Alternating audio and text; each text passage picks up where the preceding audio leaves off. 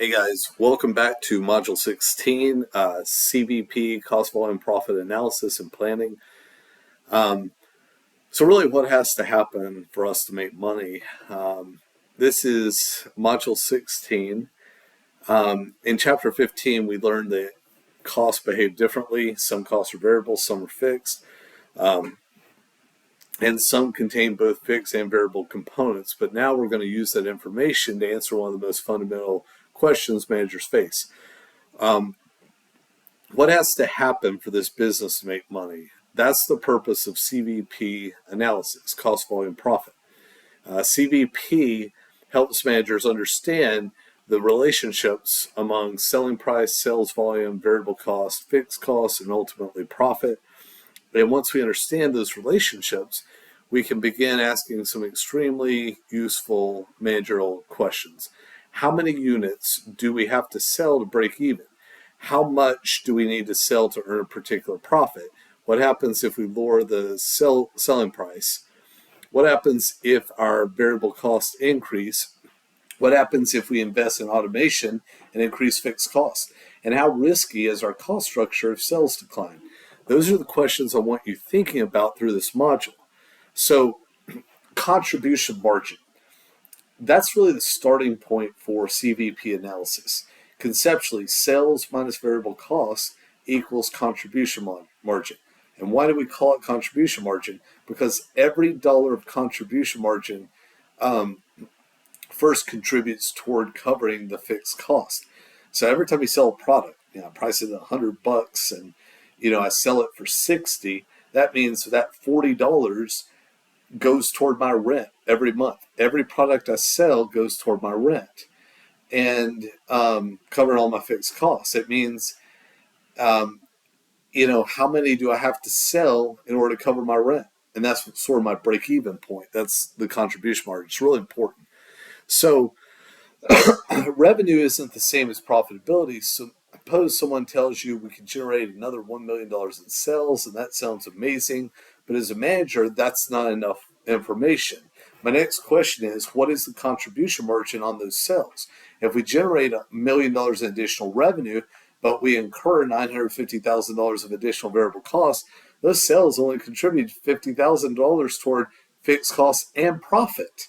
Because once you pay your fixed cost out of your contribution margin, once it's covered all of that and contributed to it, then it goes toward profit. So that's such an important number. And so we also can express the contribution margin as a percentage of sales. That's called the contribution margin ratio. Conceptually, the contribution margin divided by the sales equals your contribution margin ratio. So suppose our selling price is $100 and our variable cost is $60. Our contribution margin is $40. So the margin ratio is 40%. What does that tell us? For every additional dollar of sales, approximately 40 cents contributes toward fixed cost and profit, assuming the cost structure remains unchanged. And that allows managers to quickly estimate the effect of changes in sales.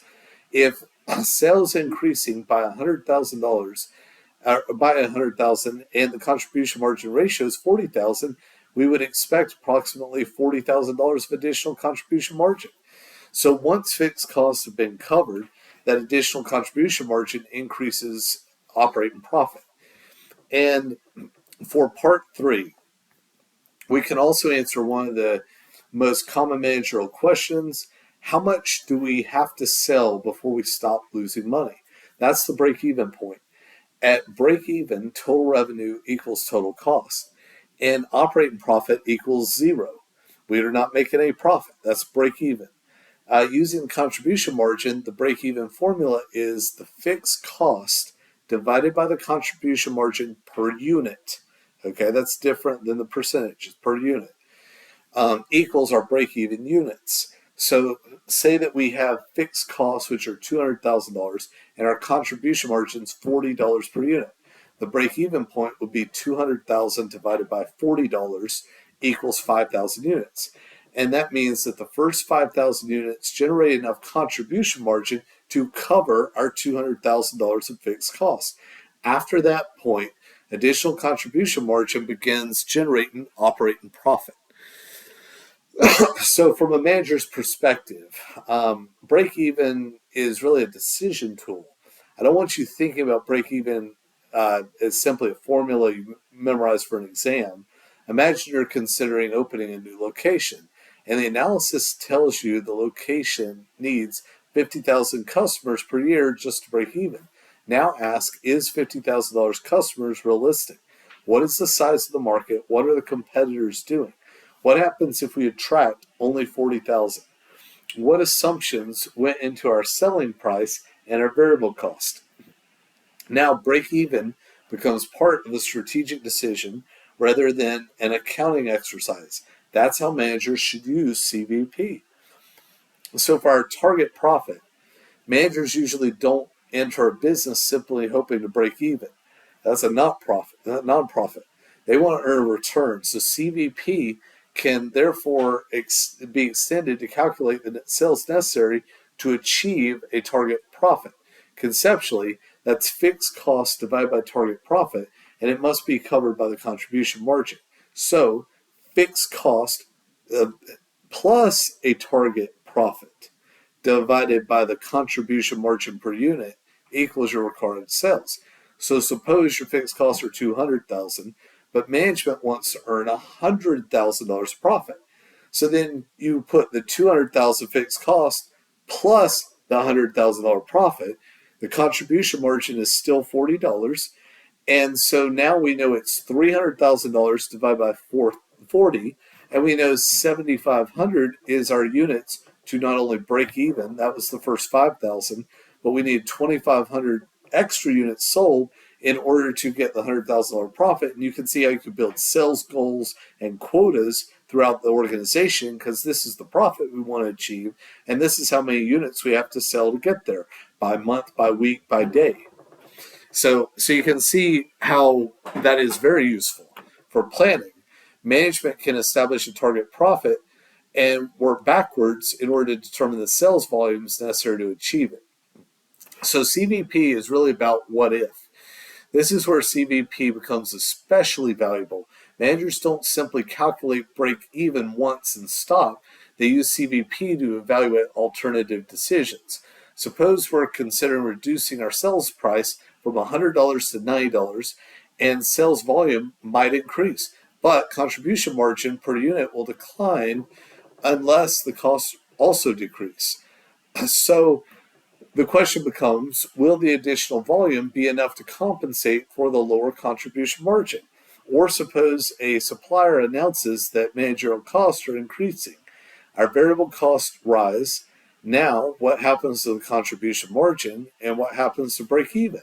How many additional units would we need to sell to maintain our current profit? Those are really the type of questions managers need to ask. So from a manager's perspective, we ask, should we cut the price? Suppose your marketing team proposes a 10% price reduction because they believe it will increase sales. Should you approve it? You can't answer that question from the percentage increase in volume alone. You need to understand what happens to contribution margin. A lower price reduces contribution margin per unit. That means you may need a substantial increase in volume to maintain the same total contribution margin. The right question isn't will sales increase, it's will the additional contribution margin from the higher volume exceed the contribution margin we give up by reducing the price. There's also a margin of safety. That's another important concept in CVP analysis. The margin of safety measures how far expected or actual sales can decline before the company reaches break even. Suppose break-even sales are $1 million and expected sales are $1.5 million. The company has a $500,000 cushion before it reaches break-even. Why should managers care? Because two businesses can report the same current profit but have very different exposure to a decline in sales. A company operating barely above break-even has relatively little room for error, and a company operating substantially below break-even has a larger cushion. So margin of safety helps us think about operating risk. For operating leverage, this leads us back to another Chapter 16 concept, operating leverage. Operating leverage relates to a company's mix of fixed and variable costs. A business with relatively high fixed costs and relatively low variable costs has greater operating leverage. Why does that matter? Because once fixed costs are covered, additional sales can produce relatively large increases in profit. That sounds great when sales are increasing, but there's another side. If sales decline, profit can also decline very rapidly. That's why operating leverage acts like a lever. It can magnify both the upside and the downside. Looking at this with a manager's lens, automation changes the risk structure. Imagine two companies produce the same product. Company A relies heavily on employees and it has relatively lower fixed costs but higher variable labor costs. Company B invests heavily in automation. It has higher fixed costs but lower variable costs per unit. Which company's better? There really isn't any universal answer. If demand is high and stable, Company B may benefit enormously from its lower variable costs and higher operating leverage. But if demand collapses, Company B still has those substantial fixed costs. Company A may have more flexibility, so the decisions about automation aren't simply about, will this reduce my costs? Managers should also ask, how will this change our cost structure and our exposure to changes in sales volume? So, the degree of operating leverage shows us a way to measure sort of sensitivity. Conceptually, it tells us how sensitive operating profit is to changes in sales. A higher degree of operating leverage means relatively small changes in sales can produce larger percentage change as in operating profit. Sorry about that. I don't want you to think of this simply as another ratio to memorize, though. Think about the managerial implication. If your business has high operating leverage and you're preparing next year's forecast, the accuracy of your sales assumptions becomes extremely important. A modest sales shortfall could have a disproportionately large effect on profit. That connects directly back to our discussion of sensitivity analysis in Chapter 12. When we talk about sales mix, CVP becomes a little more complicated when companies sell multiple products. Most businesses don't simply just sell one thing. Different products may have different selling prices, variable costs, contribution margins. That means overall profitability depends partly on the company's sales mix, the relative proportion of different products sold. Suppose a company sells product A with a contribution margin of $10 and product B with a contribution margin of $50. If total unit sales remain unchanged, but customers shift heavily from product B toward product A, what happens? Profitability could decline, so managers shouldn't only ask how much did we sell, they should ask what did we sell. Product mix can matter enormously. For the manager's lens, if we're talking about recording unit sales and disappointing profit, imagine the CEO says, we just had record unit sales, but operating profit came in below expectations. How could that happen? One possibility is sales mix. Perhaps the company sold more units overall, but sold a greater proportion of lower contribution margin products. Again, the headline number doesn't tell the entire story. Volume matters, but the profitability of that volume also matters. So before we finish, we need to recognize that CVP is a model, and models simplify reality. Traditional CVP analysis generally assumes relationships such as selling price remains reasonably constant, variable cost per unit remains reasonably constant, fixed costs remain fixed within the relevant range, and the relationships among cost, volumes, and profit are reasonably predictable. Those assumptions don't always hold perfect, though. Remember Chapter 15's relevant range. If production increases enough that we need another facility, fixed costs could change. If volume increases dramatically, suppliers may offer discounts. Competitors may respond to price changes, employees may require overtime. So CVP doesn't give management certainty, it gives management a structured way to think about relationships and scenarios. Looking at it again from a manager's perspective, a model is only going to be about as good as its assumptions. Suppose your CVP spreadsheet tells you at 125,000 units we'll earn about $2 million. Don't stop there. Keep going. Ask, what about, can we actually sell 125,000 units at the assumed price? Is it possible? Can our current facility produce that volume? Will variable costs per unit remain the same? Are they going to change? Do we use more electricity? Were there higher rates in off-peak hours? We have overtime. Will fixed costs remain unchanged? Will I have to buy a new facility? Will competitors react? And we have a price war. That's exactly the same discipline we used in Chapter 12 when we were forecasting. The calculation could be mathematically perfect and still lead to a poor decision if the assumptions are unrealistic. So looking at Chapter 16, the highlights of things you need to pay attention to is you need to understand contribution margin. And sales first cover variable costs, and the remaining contribution margin covers fixed costs and then contributes to profit.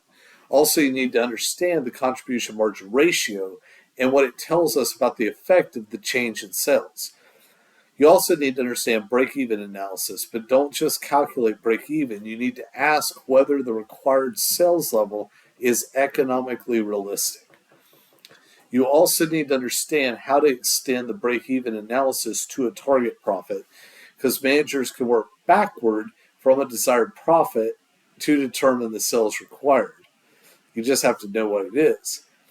You also need to understand how changes in selling price, variable cost, fixed cost, and sales volume affect profitability, because that's the heart of CVP analysis.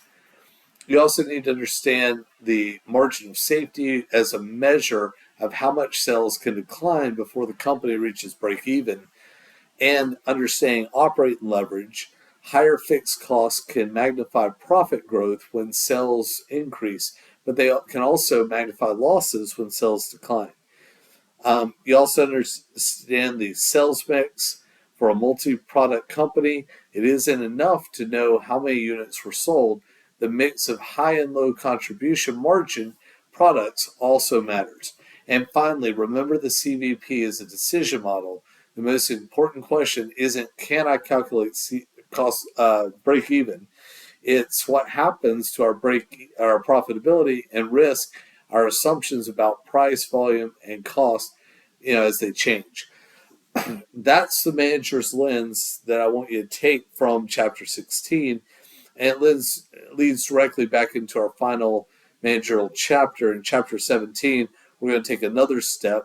And instead of asking how price, volume, and cost affect profit, we're going to ask which revenues and costs should actually matter when we're choosing between alternatives.